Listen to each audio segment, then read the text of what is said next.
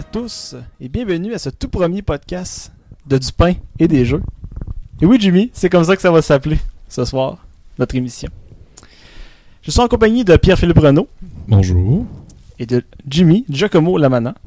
Bonjour Mathieu, ça va bien? Ça va très bien, merci. C'est quoi Du pain et des jeux? C'est une émission où l'on passe en revue des jeux de société et des jeux de rôle avant, mais aussi après y avoir joué. En gros, on vous offre un fast-food de jeux, de courts épisodes de pas plus de 30 minutes où vous pourrez avoir un aperçu général de vos futurs achats. Aujourd'hui, on débute en grand avec nul autre que Dominant Species, un jeu de 2014, édité chez GMT Games et Philosophia, qui ont aussi fait plusieurs jeux connus, Carcassonne, Catan, Pandémie, Dead of Winter, Mice and Mystic, et la liste est encore longue. Ça en fait vraiment beaucoup. Ça en fait vraiment beaucoup qui sont prestigieux, on va se le dire. Est-ce que j'en ai oublié? J'en ai oublié plein, mais Assurément. c'est pas grave. Assurément, mais c'est correct. C'est correct, on va pas tous les nommer non plus. Super. C'est un jeu qui se joue de 2 à 6 joueurs. Pour ce soir, nous serons uniquement que 3 pour son essai. 12 ans et plus. On parle de 180 minutes sur la fiche descriptive. Hey, ça va être une belle game un peu comme Catan, ça peut être long. Catan, moins que 180 minutes. Parce que ça, c'est quand 180 minutes en théorie. On sait Ouais. bien que ça dure tout le temps plus longtemps que ça. Là. C'est comme une game de Monopoly que tu penses que ça va durer... Ils disent, 3 heures. genre 60 minutes, puis ça n'a aucun sens. Là. Donc, techniquement, nous ferons un voyage dans le temps d'environ 4 heures. Est-ce qu'on va revenir tantôt, on va être fatigué, exténué. Pour ceux qui seraient intéressés à se le procurer, on parle de 90$ prix régulier. On vous souhaite de l'acheter en rabais. Quand même, ouais, 90$, c'est... Et c'est un worker placement. En quoi consiste un worker placement, Pierre-Philippe Renaud? Bonjour. Donc, un worker placement consiste en fait à disposer sur souvent une surface de jeu, si on veut, des jetons qui représentent souvent, soit justement, comme on dit, le concept de worker, donc des travailleurs ou un jeton qui va tout simplement faire une action précise selon l'endroit où est-ce qu'on le dispose, dans le fond, sur la surface de jeu, puis qui va, dans le fond, souvent faire, comment je pourrais dire ça, une sorte d'effet, un effet domino qui va créer dans le fond d'autres résultats à mesure que le jeu va avancer et qui va, la plupart du temps, comme dans le cas de Dominant Species, nous donner des points si on fait une bonne combinaison dans le fond d'actions faites par nos workers. Ça va nous donner des points et au final, à la fin du jeu, c'est la personne qui a le plus de points qui remporte la partie. En gros, ça serait ça. Vraiment en gros, là. Je peux en parler plus longtemps, le worker placement. Mais c'est un domaine qui quand même a ses particularités selon le jeu. On va s'entendre. Là. Super. Pour ceux qui auraient joué à Viticulture, justement, c'est le genre de worker placement dans son style. Exactement. En fait, Philosophia sont très bons là-dedans. Ils en font vraiment, vraiment beaucoup. Un en particulier que j'aimerais beaucoup essayer prochainement, que j'ai pas eu l'occasion encore parce qu'il est temporairement non disponible. C'est L'Âge de Pierre, qui est un worker placement à l'âge de la préhistoire. J'aimerais vraiment ça, checker ça. En fait, on reste pas mal dans la préhistoire là aujourd'hui. Oui. Quand même. On retourne à 90 000 ans avant Jésus le Christ. Rien de moins. Environ, oui. Donc, Environ. autant des rhinocéros laineux et des gros alligators qui mesuraient plus que 5 mètres. Exactement. Grosso modo, ça. Grosso modo, ça ressemble à ça, ouais. En fait, la thématique, on était à l'approche, disons-le, d'une ère glaciaire, semblerait-il, dans ce jeu. Une lutte pour la survie qui débute entre les espèces animales. Les animaux devront tenter de s'adapter à la Terre qui tranquillement change. Mm-hmm.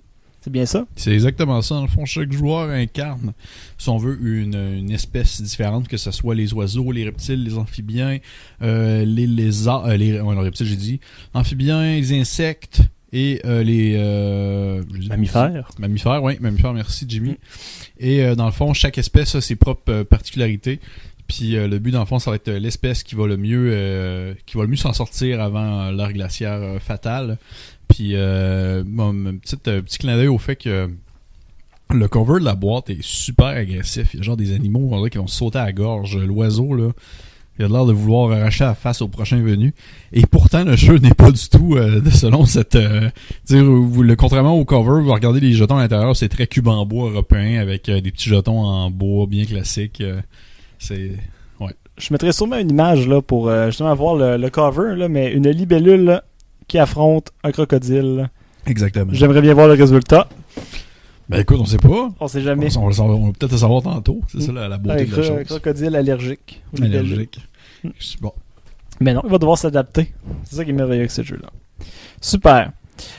Pour le fonctionnement, nous allons couper les micros dans quelques instants et on va vous retrouver après le jeu où l'on va revenir là, sur les bons côtés du jeu, les mauvais côtés du jeu aussi, avec une échelle. Et oui, on aime les chiffres sur 10. Ça nous donne des bons indicateurs sur la qualité d'un jeu. On va traiter du visuel, de la thématique, de la mécanique, de la difficulté, ainsi que la rejouabilité et l'interactivité du jeu. Exactement. Dans le fond, c'est plus compliqué de faire le podcast en lui-même que de faire le jeu. Vous êtes prêts les garçons? Je suis quand même très prêt, man. Allons-y. Allons-y. On se retrouve dans quelques instants. 4 heures plus tard.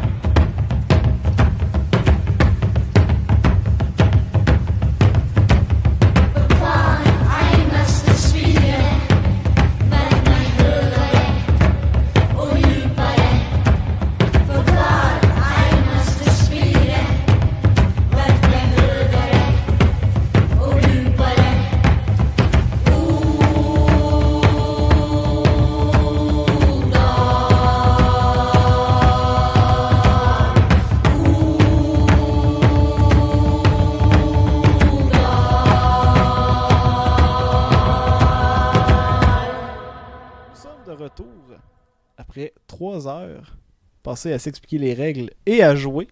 Donc on va finalement, ça prend environ, je vous dirais, là, 30 minutes pour les règles. Après ça, puis 2 heures de jeu. Puis une game raccourcie de moitié.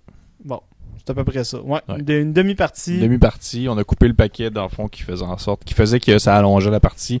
On l'a coupé en 2, puis on a vu ce que ça donnait. Oui, ça, C'est en masse. c'était bien comme ça. Oui, absolument. Bon, oui, c'est pas négatif. C'est Non, juste qu'on a d'autres choses à faire dans nos soirées que jouer à des jeux. Hein. Que devenir l'espèce dominante. C'est ça.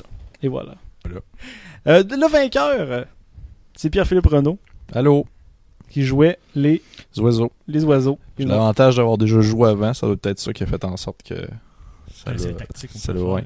Ça donnait un bon coup de main. En deuxième position, moi-même, qui jouais avec les amphibiens.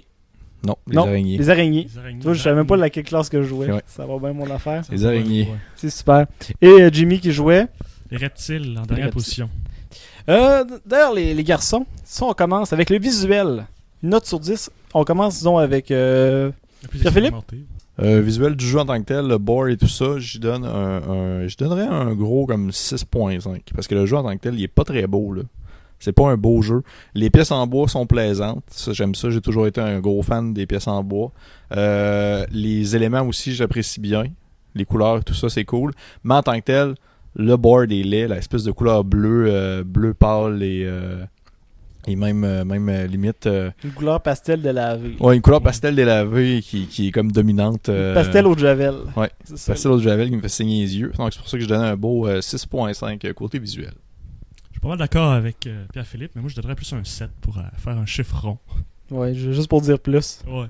Pour la même raison pour les couleurs, pour ma part, moi, j'irais peut-être avec un 6. Un 6, vraiment ça pour les couleurs complètement affreuses. Peut-être aussi la grosseur du texte sur les boards. Donc, sur un des côtés, là, on a un peu les actions qu'on doit effectuer. Donc, si de l'autre côté de la table, tu vois absolument rien des actions.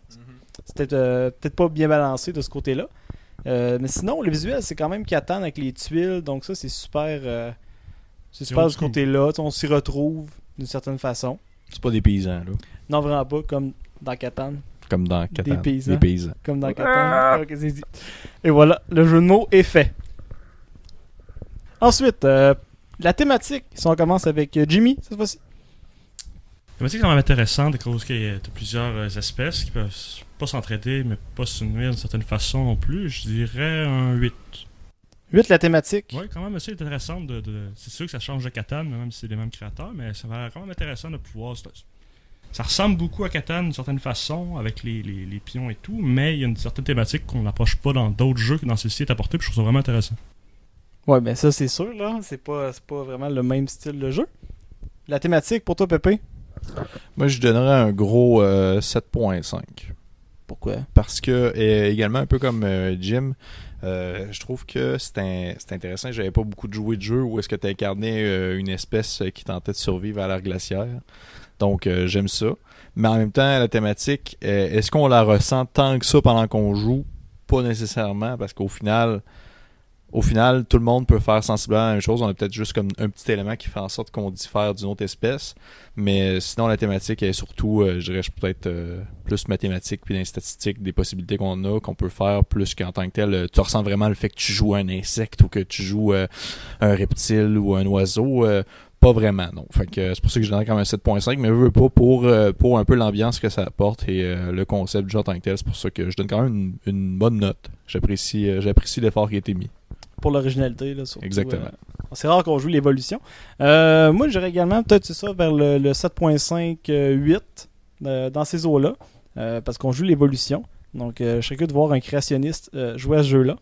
Voir comment il réagit à la thématique. Flipperait le bord. Complètement. Mais comme tu dis, la partie est tellement longue qu'on s'accroche pas nécessairement à notre... On le file pas, là. on le sent pas du tout, là. Généralement, je me disais, Chris, je suis les oiseaux, là, let's go, là. Non, moi, j'étais juste comme, ok, ouais. cool, là, je suis les jaunes.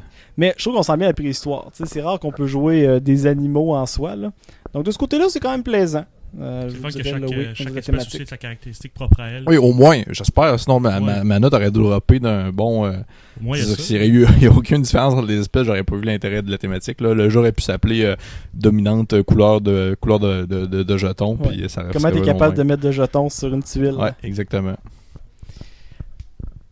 Prochain critère, allons-y avec la mécanique. Donc, le pourcentage chance, stratégie, diplomatie. Diplomatie qui, quant à moi, était aucunement présente, mais qui pourrait se faire par contre. Absolument, ça pourrait se faire. Je vais commencer avec moi. Tiens, ma note en premier, c'est mon tour. Je réquisitionne le droit. Moi, la mécanique, je dirais solide 8.59 là. Parce que sérieusement, il n'y avait pas vraiment de problème de ce côté-là. Là. Les règles ont été justifiées peut-être une fois dans la partie et pour la fin de partie. Ouais, fin de partie. Donc, c'était pas un problème de ce côté-là. Là. On n'avait pas besoin d'aller voir les règles surtout. C'était assez intuitif. Ça allait bien. Les tours allaient bien également. On prend son temps. Mais c'est plus le jeu en soi qui est long que vraiment de comprendre les règles et la mécanique. Pierre-Philippe? Un peu dans le même sens que toi, je donnerais un solide 9. J'aime beaucoup la mécanique de Dominant Species parce que je la trouve très complète. Puis, pourquoi est-ce que j'apprécie énormément les worker placements, c'est que le hasard est quand même très diminué parce qu'au final, c'est la personne qui joue en premier, qui joue en deuxième, qui joue en troisième, qui définit dans le fond un peu ses actions. C'est un peu comme, je pense, exemple, le jeu de société de Game of Thrones qui limite aussi le hasard avec des choix, des décisions qui se font au cours de partie ou même justement viticulture, comme on en parlait tantôt aussi, qui est un worker placement dans les plus pures traditions. Donc c'est pour ça que je mettrais un gros 9 parce que le hasard, il est surtout présent dans la distribution des atomes, des éléments dans le fond qui fait en sorte que ce qui fait qu'on peut s'adapter. Mais même à ça, même si ça tombe pas nécessairement dans ce qu'on cherchait comme élément qui allait apparaître sur le board, ben tu peux quand même faire de quoi au final. T'es pas limité par ça. T'es pas genre ah shit, fuck, tel élément est sorti, je peux rien faire de mon tour. Non, il y a une mécanique qui est très complète. Puis qui est très complexe, puis qui permet justement plusieurs manières différentes d'aborder le jeu. Comme genre, l'exemple le plus concret que je pourrais donner qu'on a vu pendant la partie, je veux pas, c'est toi Mathieu, avec les araignées, si on le voyait bien, leur pouvoir, leur capacité de pouvoir, dans le fond, éliminer d'autres espèces sur les mêmes cases, ben je veux dire, tu le faisais là, puis tu le faisais à fond là, puis t'avais comme le bonus de pouvoir le faire comme plus qu'une fois pendant le même tour, puis ça donnait son effet, puis au final ça fait quand même une différence là. Ben en fait, c'est sûr que je l'utilisais, mais sur une demi-partie, vu qu'on ça permet d'enlever d'enlever une espèce par tour, à la quantité de pions sur le jeu, ça fait pas une différence non, à court terme dans la partie. Mais j'imagine très bien là, qu'à long terme, si tu la joues vraiment agressif sur les autres joueurs, là, ça peut faire une solide différence. Là. Dans la version longue, dans le fond, dans la partie complète que j'avais faite la dernière fois, il y avait un des joueurs qui jouait justement les araignées. Puis au début, on était comme... puis on voyait pas l'intérêt d'enlever un jeton. Puis à la fin, quand dans le fond, la personne qui s'était fait enlever des jetons depuis le début de la partie, en avait comme perdu 20, 25, mais il était comme si ça fait une... T'es perds le jeton puis qu'ils retrouvent pas, ça fait vraiment une différence au final dans le jeu. Donc pour la mécanique, c'est pour ça que je donnais comme ça les 9, parce que je vois qu'il y a une richesse puis une différente manière d'aborder le jeu. Tu peux décider de jouer plus agressif ce tour-ci, ou l'autre tour tu peux décider de vraiment plus la jouer s'étendre ou tout ça. Donc, le worker placement est très présent. J'ai beaucoup apprécié ça. Jimmy? Moi, je donnerais un 8.5 sur 10. Parce que oui, effectivement, la mécanique est très intéressante, mais on n'a pas joué toutes les cartes de domination. Puis il y a certaines cartes de domination qui étaient quand même bonnes, mais d'autres qui étaient vraiment useless. Point. Effectivement, je suis d'accord avec toi. Parce qu'effectivement, il y avait des cartes que, si on peut, un exemple, c'est si on avait tous les mêmes éléments, ben, il y avait 3 cartes qu'on ne servait pas. Il y avait une autre carte qui servait. La fin de jeu aussi. Il y a la carte de fin de jeu qui dit quelque chose, mais les règles des autres choses. Pour ça, je donne un 8.5. Mais effectivement, la mécanique était très, très, très bien selon moi. Mais pour ça, je donne un oui, j'ajouterais peut-être au niveau des tours de jeu.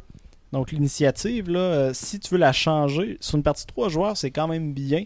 Mais sur 6 joueurs, si tu es le dernier à jouer, ça risque d'être plutôt complexe là, de monter premier. Ça doit être très lourd. Ça va te prendre minimum là, 6 tours là, pour monter d'une échelle à la fois. Ça, c'est si pas quelqu'un d'autre le fait avant toi. Exact. Et voilà. Donc ça peut peut-être être tannant à la longue, mais sur 3 joueurs, il n'y a pas de problème de ce côté-là. Quelque chose à ajouter? Non, ça va. Non. Merveilleux. Peut-être sur un dernier élément. 2 derniers éléments. Donc l'avant-dernier, la difficulté du jeu. Est-ce que quelqu'un veut se lancer? Je peux bien aller.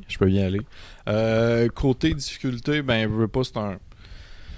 Quand on entend difficulté, je vais bien sûr parler, je vais commencer par le fait que c'est un jeu qui joue contre les joueurs, c'est pas un jeu coopératif, donc en tant que tel, une partie du niveau de difficulté est définie par les autres joueurs avec qui tu vas jouer. Mais en tant que tel, le jeu, oui, est quand même, je considère qu'il est quand même difficile parce que justement, la complexité du jeu fait en sorte que ça va prendre énormément de parties avant de vraiment se dire shit, je comprends Dominant Species, je vois toutes les nuances au complet. Donc, tu sais, je suis rendu là, c'était ma 4e que je faisais, puis encore là, je suis très... qu'est-ce que je fais? Donc, la difficulté elle est présente, je la trouve très difficile. Donc, tu sais, si on se met une échelle de 10 pour niveau de difficulté, étant 0 étant le jeu extrêmement facile, je présume, et 10 étant injouable. Ouais, 0, disons, la bataille. Puis 10, Respublica. Ouais, genre 10 Respublica ou genre 10 la campagne d'Afrique, qui est un jeu qui joue en 500 heures, là. Mais Je dirais probablement un bon 8.5. Oui. Donc, on pourrait pas le recommander là, à une petite famille. Non, Je veux c'est jouer, pas un jeu familial. On joue en camping, on sort Dominant Species, non. Non, vraiment pas. Non. Je considère pas que c'est un jeu familial. Je considère pas que c'est un jeu casual non plus. Je considère que c'est un jeu qui sont pour les amateurs. Pour les hardcore gamers. Les hardcore gamers, exactement. Et puis, mon Dieu, je serais curieux de voir une partie de, exemple, 4 joueurs qui ont chacun à leur background 10 parties jouées. Là. Je serais curieux de voir comment est-ce qu'ils doivent jouer ça. Ça doit être assez impressionnant. Donc, c'était ça.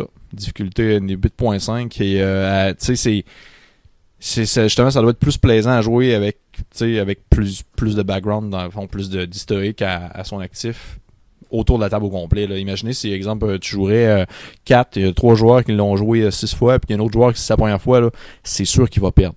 C'est sûr. Il n'y a pas comme de chance des débutants, puisque si on embarque des mécaniques comme tantôt, la chance est pas tant là.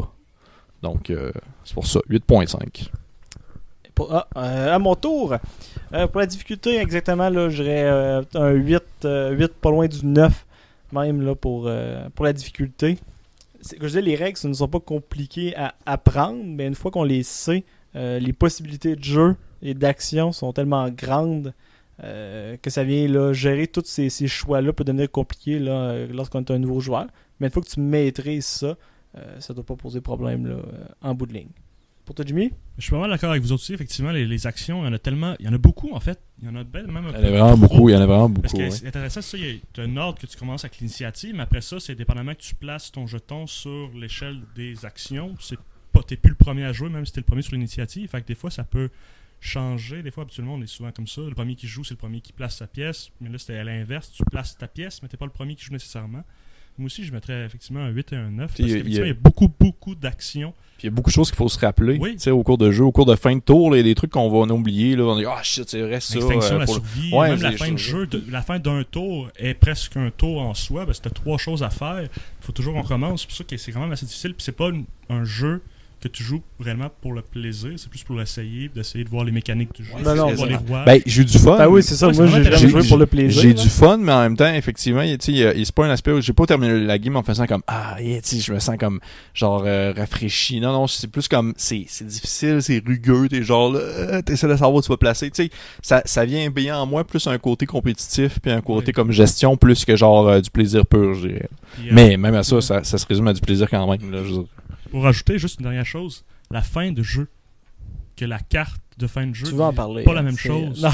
Mais ça rend le jeu difficile. Oui, effectivement, la carte finale qui fait terminer le jeu ainsi que les règles à la fin de partie, c'est assez totalement nébuleux. Puis c'est comme j'avais expliqué tantôt, il a fallu que j'aille voir un peu sur Internet pour être sûr de bien comprendre.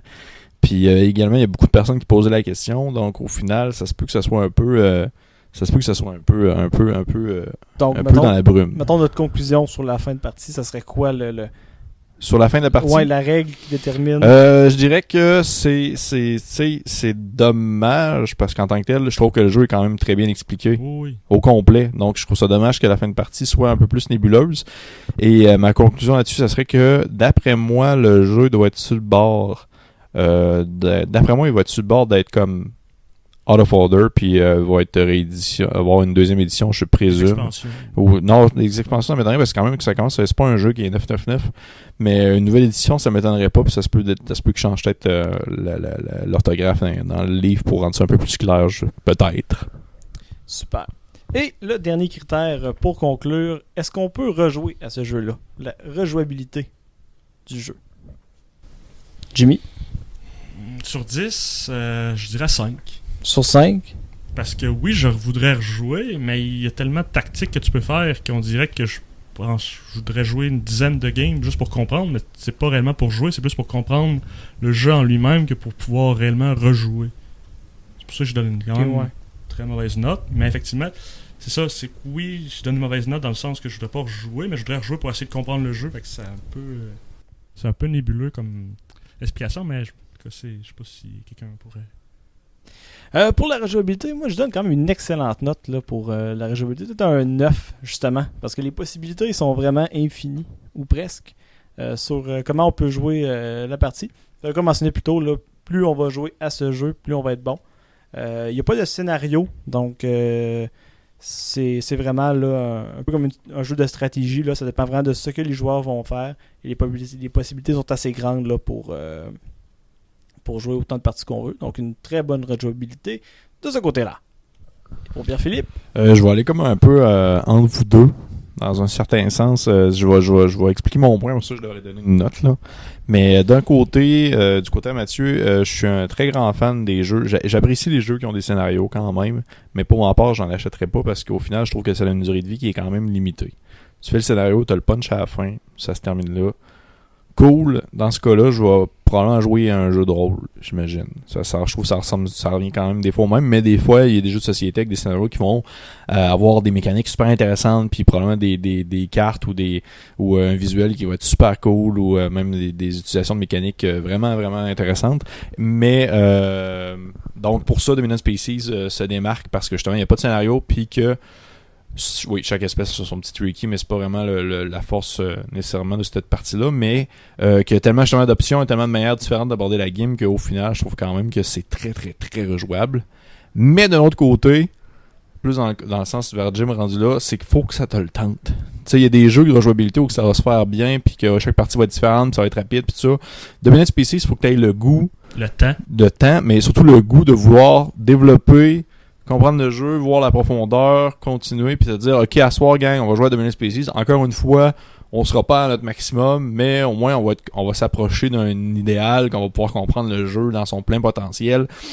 Mais quand même, j'abonde plus dans le sens qu'il y a une rejouabilité qui est très intéressante, mais il faut juste vraiment que ça te le tente, parce que dans la partie que j'avais joué auparavant, un de mes joueurs avec qui j'avais joué m'avait justement dit, il dit, j'aimais ça, mais je ressens pas le besoin de m'investir 3 heures à chaque fois pour commencer à apprendre de plus en plus un jeu qui est quand même très, très profond. Donc, de son sens, je peux comprendre, mais pour ma part, moi, ça me dérange pas. Donc, la rejouabilité, je mettrais comme un 8 au final. Super! Alors, je crois qu'on va conclure là-dessus. Donc, quand même un jeu à conseiller pour les joueurs avertis et les joueurs qui ont le goût de se casser la tête. Les grands amoureux de Worker Placement. Et les compétitifs aussi, comme c'est quand même un peu un jeu de compétition quand les uns se rapprochent de l'autre, surtout les points de victoire, des fois ça peut changer la game. Oui, assez, il y a un aspect là-dessus. Fait qu'on est vraiment pas dans le familial. Là. Non, loin de cela. On est d'accord là-dessus. Donc, je vous dis à la prochaine pour un prochain épisode de Du pain et des jeux.